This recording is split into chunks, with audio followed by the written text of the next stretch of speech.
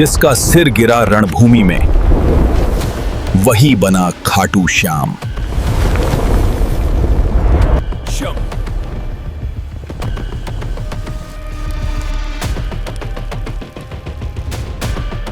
सिर्फ राजस्थान ही नहीं, पूरे भारत में एक ऐसा मंदिर है जो जितना श्रद्धा के लिए प्रसिद्ध है, उतना ही अपने रहस्यमय इतिहास के लिए भी। खाटू श्याम जी का मंदिर, जहां हर साल लाखों लोग अपनी मन्नतें लेकर आते हैं, लेकिन शायद ही किसी को मालूम हो कि ये मंदिर जिस स्थान पर बना है, वहां की रेत के नीचे सदियों तक एक ऐसा सिर दबा हुआ था जो मृत्यु के बाद भी सब देखता रहा। यह कहानी किसी परिकथा जैसी नहीं, बल्कि इतिहास, चमत्कार और आध्यात्म का एक ऐसा संगम है जो आज भी हर तार्किक सोच को चुनौती देता है। साल 1027 ईस्वी, अरब आक्रांताओं के डर से राजस्थान के कई हिस्से वीरान हो चुके थे। वीरों की भूमि अब रेगिस्तान की धूल में बदल रही थी। लेकिन उसी समय खाटू गांव की सीमाओं में एक अद्भुत घटना हुई। गांव की पूर्व दिशा में एक वृद्ध ब्राह्मण, जिसे लोग सत्यनारायण के नाम से जानते थे, हर पूर्णिमा की रात गांव से बाहर पीपल के पेड़ के नीचे दीप जलाया करते थे। गांव वाले इसे साधारण पूजा मानते थे, लेकिन कोई नहीं जानता था कि ब्राह्मण वहां किसी के बुलावे पर आता था, एक ऐसी आत्मा के संदेश पर जो समय की सीमा से परे थी। सत्यनारायण हर बार पूजा शुरू करते और एक ही बात दोहराते, प्रकट हो, अब बहुत समय हो गया है, वचन अधूरा है और वंशज तैयार है। एक रात जब चारों ओर धूल भरी आंधी चल रही थी और पूरा गांव अपने घरों में बंद था, सत्यनारायण ने आखिरी बार वह दीप जलाया। उसी समय धरती कांपी और पेड़ के नीचे की रेत फटने लगी। अगली सुबह गांव वालों ने देखा कि वहां एक गड्ढा बन गया है और बीचों बीच एक पत्थरनुमा संरचना निकली है, जिसे छूते ही शरीर में एक बिजली सी दौड़ जाती थी। कुछ ही समय में उस संरचना की खुदाई की गई और वहां से एक नीलवर्णी सिर मानन बाहर आया, आंखें बंद, पर माथे पर एक चक्र और होंठों पर मंद मुस्कान। ऐसा प्रतीत हो रहा था मानो वह अभी भी जीवित हो। गांव वाले भयभीत हो गए। यह क्या था? किसका सिर था? यह जीवित क्यों प्रतीत होता है? उस ब्राह्मण ने घोषणा की, यह कोई साधारण सिर नहीं, यह उस योद्धा का है जिसने भगवान श्री कृष्ण को अपना शीश अर्पित किया था। यह है बर्बरीक। यह नाम पहली बार गांव में सुना गया और इस नाम के साथ ही एक रहस्य उद्घाटन हुआ जिसने पूरे राजस्थान को हिला दिया। बर्बरीक, महाभारत के भीमपुत्र घटोत्कच का पुत्र, जो केवल 3 बाणों के बल पर महायुद्ध को समाप्त कर सकता था। परंतु जब उसने श्री कृष्ण से कहा कि वह युद्ध में हारने वाले पक्ष का साथ देगा, तो भगवान ने उसके ज्ञान और बलिदान की परीक्षा ली। अंततः श्री कृष्ण ने उससे युद्ध में भाग न लेने का अनुरोध किया, बल्कि उससे उसका शीश मांगा। बर्बरीक मुस्कुराया और बिना झिझक शीश अर्पित कर दिया। तब श्री कृष्ण ने कहा, तेरा यह शीश युद्ध के पूरे 18 दिन तक युद्ध भूमि को देखेगा और कलयुग में तुझे श्याम के नाम से पूजा जाएगा। लेकिन ये सिर यहाँ खाटू की रेत में कैसे आया? इस प्रश्न का उत्तर खुद रेत ने दिया। जब खुदाई के और गहरे स्तर पर काम किया गया, वहां एक तांबे की पट्टी मिली जिस पर संस्कृत में लिखा था, कलयुग में जब मेरे वंशज का चिन्ह प्रकट होगा, तब मेरा शीश बोलेगा और मेरा अधूरा कार्य पूर्ण होगा। गांव में उस दिन से एक नई चर्चा शुरू हो गई। श्याम बाबा आ चुके हैं। राजा रूप सिंह चौहान, जो उस क्षेत्र के शासक थे, को जब यह सूचना मिली तो उन्होंने तुरंत ब्राह्मण सत्यनारायण से भेंट की। राजा को स्वप्न में बर्बरीक ने दर्शन दिए और कहा, मेरे लिए एक मंदिर बनवाओ जहां लोग युद्ध नहीं, विश्वास की विजय को पूजें। राजा ने उसी स्थान पर एक भव्य मंदिर का निर्माण करवाया, लेकिन इस निर्माण के दौरान कई रहस्यमयी घटनाएं हुई। मंदिर की नींव बार बार बैठ जाती थी, पर जब एक साधु ने सुझाव दिया कि सिर को बिना किसी बॉडी के ही गर्भगृह में स्थापित किया जाए, तब जाकर मंदिर की नींव स्थिर हो सकी। कहते हैं, जैसे ही शीश को गर्भगृह में स्थापित किया गया, पूरे खाटू गांव में एक विशेष गंध फैल गई, कस्तूरी जैसी, जो आज भी मंदिर परिसर में कभी कभी महसूस होती है। समय बीतता गया, मंदिर प्रसिद्ध होता गया, लेकिन खाटू श्याम बाबा को लेकर रहस्य भी गहराता गया। कई वर्षों बाद 1904 में एक स्थानीय युवक, जिसका नाम रघुवीर था, मंदिर की सेवा में जुड़ा। वह अनाथ था, पर उसकी आंखों में कोई खास चमक थी। वह हर रात मंदिर के भीतर जाकर कुछ देर अकेला बैठा करता। पुजारियों ने बताया कि कई बार उसे नींद में बोलते सुना गया, बाण अभी बाकी हैं, कर्म अधूरा है। एक रात रघुवीर अचानक गायब हो गया। लोग उसे ढूंढते रहे पर वह नहीं मिला। 7 दिन बाद मंदिर के उसी गर्भगृह के पास की दीवार पर एक नई दरार दिखाई दी। जब उस दीवार को हल्के से थपथपाया गया तो भीतर एक गुप्त कक्ष मिला जो किसी को कभी नहीं दिखा था। उस कक्ष में एक शिला पर रघुवीर समाधि की मुद्रा में बैठा था, लेकिन उसके माथे पर वही नीला पुष्प उभर आया था जो कभी बर्बरीक के प्रतीक चिन्ह के रूप में जाना जाता था। पुजारी समझ गए वो कोई साधारण युवक नहीं था, वह श्याम का ही एक अंश था जो उस रहस्य को फिर से जीवित करने आया था। आज भी खाटू श्याम के मंदिर में हर रथ यात्रा, हर फूल और हर झांकी में वही वाक्य दोहराया जाता है, कलयुग के कृष्ण खाटू श्याम।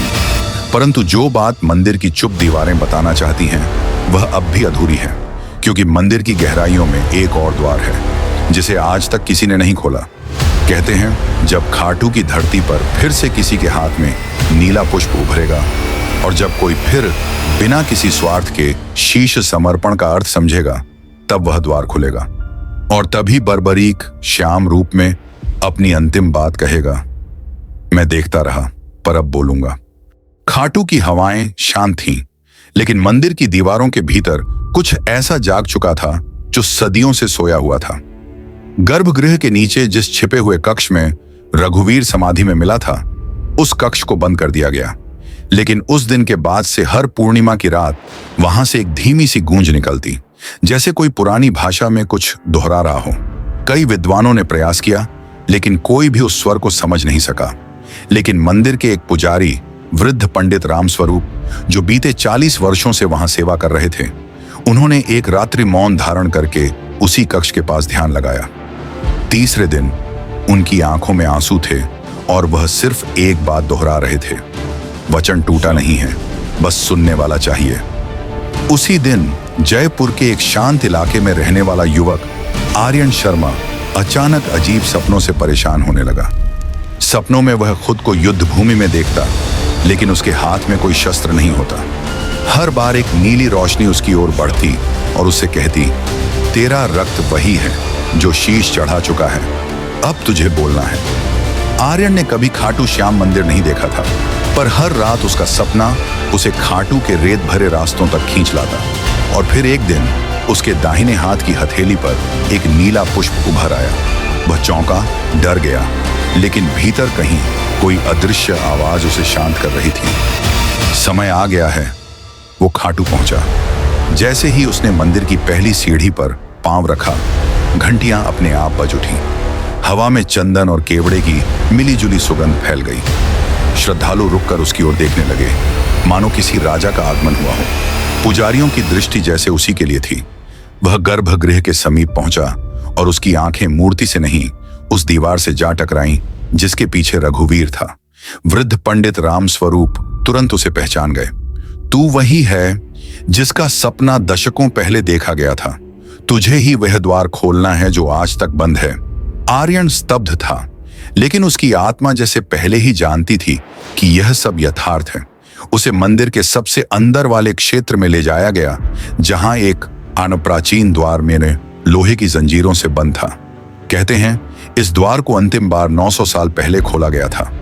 आर्यन ने जैसे ही अपनी हथेली उस द्वार के मध्य हिस्से पर रखा, नीला पुष्प चमकने लगा और जंजीरें अपने आप खुल गईं। दरवाजा चरमराया और एक ठंडी पर दिव्य हवा पूरे मंदिर में फैल गई। उसके भीतर एक लंबा गलियारा था। दीवारों पर युद्ध के दृश्य नहीं, बल्कि बलिदान के चित्र बने थे।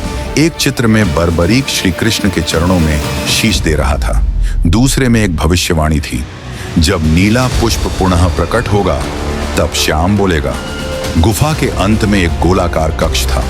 केंद्र में एक काली शिला थी जो देखने में मृत प्रतीत होती थी, लेकिन जैसे ही आर्यन ने पास जाकर बैठा, वह शिला धीरे धीरे नीले प्रकाश में बदलने लगी। और फिर कुछ हुआ जो न कभी इतिहास ने लिखा, न धर्म ग्रंथों में दर्ज हुआ। आर्यन की आंखों के सामने रघुवीर की आत्मा प्रकट हुई। वह मुस्कुराया और बोला, मेरा काम अब पूर्ण है। अब तुझे वह वचन जगाना है जो कलयुग की पीड़ा को शुद्ध करेगा। कैसा वचन? आर्यन ने पूछा। श्याम ने कभी सिर्फ युद्ध नहीं देखा, उसने प्रेम, त्याग और भविष्य देखा। वह जानता था कि कलयुग में मनुष्य धन, भय और लोभ में अंधा हो जाएगा, और तभी वह एक ऐसे माध्यम के जरिए बोलेगा जो स्वयं नहीं बोलेगा, केवल लिखेगा। तो मैं क्या करूं? आर्यन की आवाज कांप रही थी। तुझे खाटू की आत्मा को शब्द देना है। वह कहानियां जो कभी बोली नहीं गई, बर्बरीक के 3 बाण, उसका दृष्टिकोण, उसका दर्द, उसका त्याग, ये सब तू दुनिया को सुनाएगा।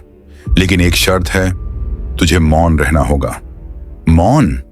हाँ, जैसे उसने शीश चढ़ाकर मौन को अपनाया, वैसे ही तू अपनी आवाज खोकर दुनिया की अंतरात्मा को सुनाएगा। उस दिन के बाद आर्यन ने कभी किसी से बात नहीं की, पर उसने लिखना शुरू किया। एक पुस्तक जिसे नाम दिया गया श्याम का मौन। इस पुस्तक में उसने बताया कि बर्बरीक के 3 बाण आत्मा, अहंकार और धर्म के प्रतीक थे, कि श्री कृष्ण ने युद्ध को नहीं मनुष्यता को बचाया, कि शीश ने केवल देखा नहीं हर अन्याय को महसूस किया, और कि खाटू श्याम केवल मंदिर नहीं, एक चेतना है, एक जीवित ऊर्जा जो प्रत्येक सच्चे प्रेमी के भीतर निवास करती है। जब यह पुस्तक प्रकाशित हुई तो लाखों लोगों ने उसे पढ़ा, लेकिन लेखक का चेहरा कभी सामने नहीं आया। कोई नहीं जानता था आर्यन कहाँ है। फिर 1 साल बाद पूर्णिमा की रात मंदिर में अचानक वह नीली गुफा फिर से खुली। पुजारी नीचे गए और देखा, आर्यन अब उसी कक्ष में समाधिस्थ हो चुका था। उसकी हथेली अब भी खुली थी और उस पर नीला पुष्प पूरी चमक के साथ जीवित था।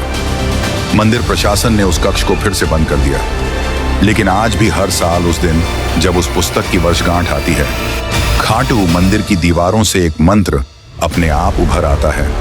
वचन टूटा नहीं है, श्याम मौन नहीं है, वह हर त्याग में बोलता है। जो लोग इस मंदिर को केवल एक स्थल मानते हैं, वे शायद इस बात को कभी महसूस नहीं कर पाएंगे, लेकिन जो श्रद्धा और प्रेम के साथ आते हैं, कभी कभी वे रात को मंदिर की पिछली दीवार पर नीले प्रकाश की झलक देख लेते हैं। कहते हैं वह अब भी देख रहा है, और जब अगला नीला पुष्प प्रकट होगा, शायद वह फिर बोलेगा।